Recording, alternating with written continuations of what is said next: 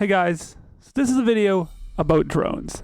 When I get into it, I'm gonna talk about what chips you should buy and how you should go about it to make sure you're being efficient.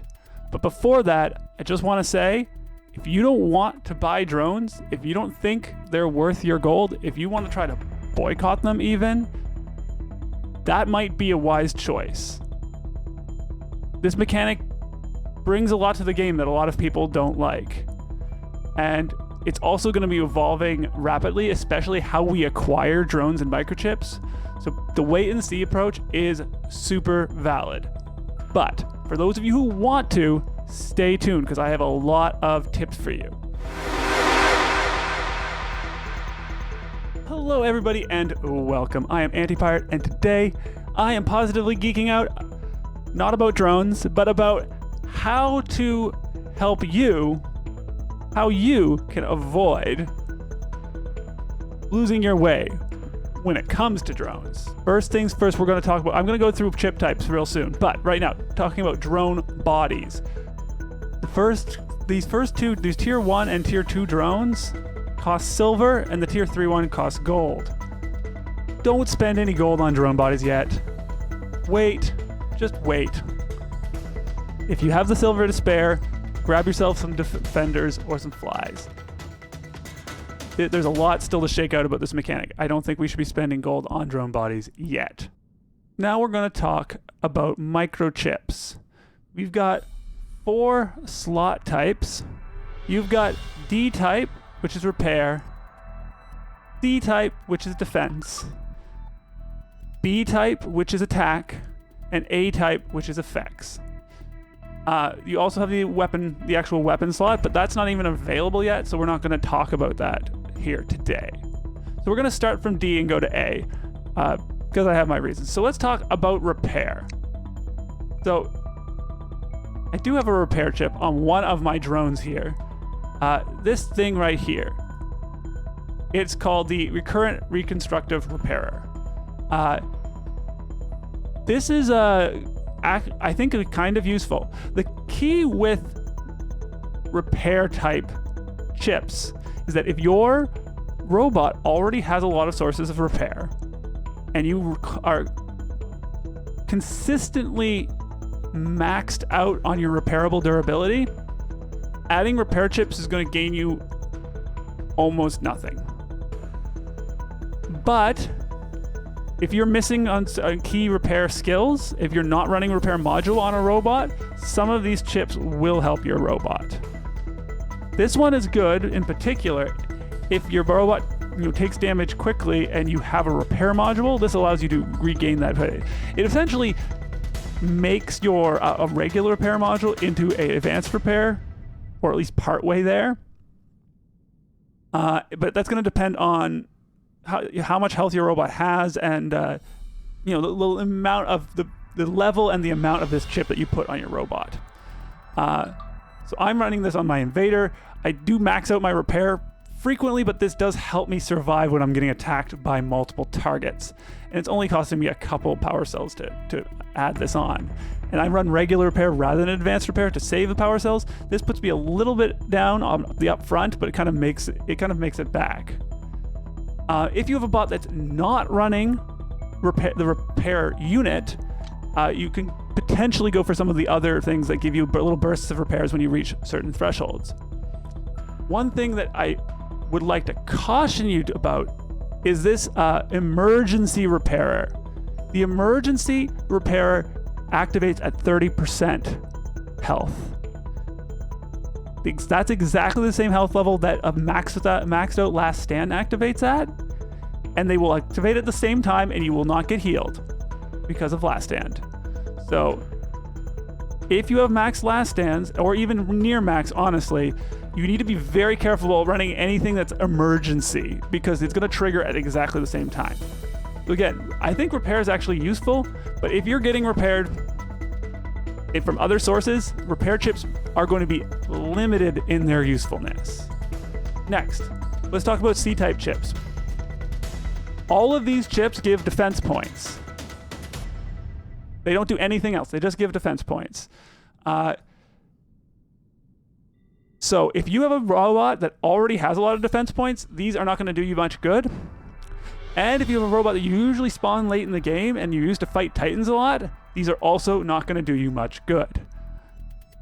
I think if you're going to invest in a robot for your first spawn bot, and it's a bot like Phantom that only has defense points some of the time, Mender, Clive, Blitz, anything like that, because you're running it first because it has defense points and you don't want it fighting against Titans, but it doesn't always have defense points. Leech is another example.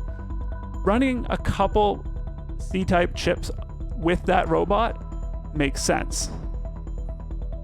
Otherwise, you're probably not going to be getting your power cells worth out of these kinds of chips. This one in particular is my favorite because it triggers on the activation of your module, which means it happens when you choose for it to happen, which is really, it has to be a repair unit module, but it happens when you want it to happen, which I find comes in handy. Next, we're talking about B-type. B-type chips all do the same thing. They make you do more damage when something happens. Most of those triggers are outside of your control, so I don't find those chips very useful. This one in particular, modulative intensifier, again, it activates when you activate your module, which means you get to choose when it activates. I think this one comes in handy on robots that use Quantum Radar, Death Mark, Shield Breaker, or Lockdown Ammo. Because when you activate those modules, you're already attacking somebody. And this gives you more damage. And you pick up a tier 2 chip for this, you get 5% extra damage when you're using it. And it's only going to cost you like 4 power cells every time you deploy the drone. So you might be able to get some value out of that. All the other ones are way more outside of your control, and I can't really recommend them. And then last of all, we have the A-type chips. Now, these ones have way, way more variety than you get in the other categories. Most notably, first I want to note is that Defense Mitigator and Acid Sprayer, until we have AC-type chips available, do absolutely nothing. Do not waste your time with them yet. If you're finding you're getting some good use out of the other chip types, throwing on a battery microchip, this is going to increase your power cell use, but throwing in a battery microchips can be helpful. But that's gonna eat into your power cells. Then you have the freezer, lockdowner, and suppressor chips.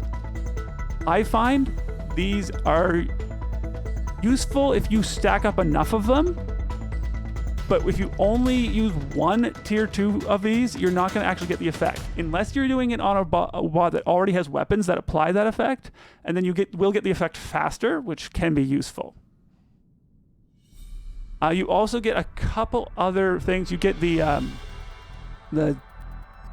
control resistor chip, which I think, in the right situation can make a difference. But currently, only A-type chip that I have equipped is a freezer, but I only run that on my robot that already has cryo weapons. Where is that? Right here. I only deploy this with a robot that has cryo weapons already, and it will make them freeze faster, so that means you get that bonus damage sooner, and uses less of your ammo to get there. I tried one of the, I didn't try the freezer one, I tried the suppressor one on a robot that had good weapons, high rate of fire weapons, the only 3 of them, and I had more than half killed the robot I was attacking before I got anywhere close to suppressing it. Now, if you stack up multiples of that chip, you're gonna get there a lot faster, but one tier 2 chip. Now, I've been talking a lot about tier 2 chips now that I've talked about all the types. Let's talk about tier 2 chips. When you go to the store, you're gonna have the option to buy tier 1 chips. Tier 1 chips are about half as effective. Because I have this tier 2 version of this. It gives me 10% more, not 5%. So you get half as the effect, but you're paying 2/3 of the cost here. So I would avoid tier 1 chips. We might be able to get those for free later. We might get lots of them for free later, which is one of the reasons why we don't want to go too deep into this. So just look at the tier 1 chips, and That's probably, if you're only dipping your toes in right now, which I strongly recommend you only dip your toes in. Don't go deeper than that. You really want to just stick to the tier 2 chips. Experiment, just buy them one at a time, see what the effects are, and slowly build up a couple drones that you find useful. Then you'll only be using like 4 to 8 power cells per each time you deploy the drone. 4, 8, maybe 12. And you're selecting your effects one at a time, possibly stacking them up, making sure you're getting stuff that you actually find useful. So that's all the advice I have for now. This situation is going to be rapidly evolving. There's going to be other ways to get chips. They're going to release the AC type chips and the tier 4 drones. So definitely be careful. I think we definitely want to play a wait and see game to see how these things are going to shake out. But I know some people are going to go real deep. They're going to spend lots of gold and getting higher tier chips as soon as possible, and you might see some powerful effects going out there. But if you don't have unlimited resources, you definitely want to stick to the silver drone. I would definitely recommend stick to the silver drones, stick to the tier 2 chips. That is it. Thank you everyone for watching. If you enjoyed this or found it informative, and it's not particularly enjoyable, if you found this informative, hit the like button, maybe hit subscribe, turn on notifications, anyway, whatever you want. Even share this. If you have friends or clanmates that you don't want wasting their resources on drones, maybe share this with them. But for now, I'm Antipirate, wishing you a good day, wishing you good use of your resources, and signing off.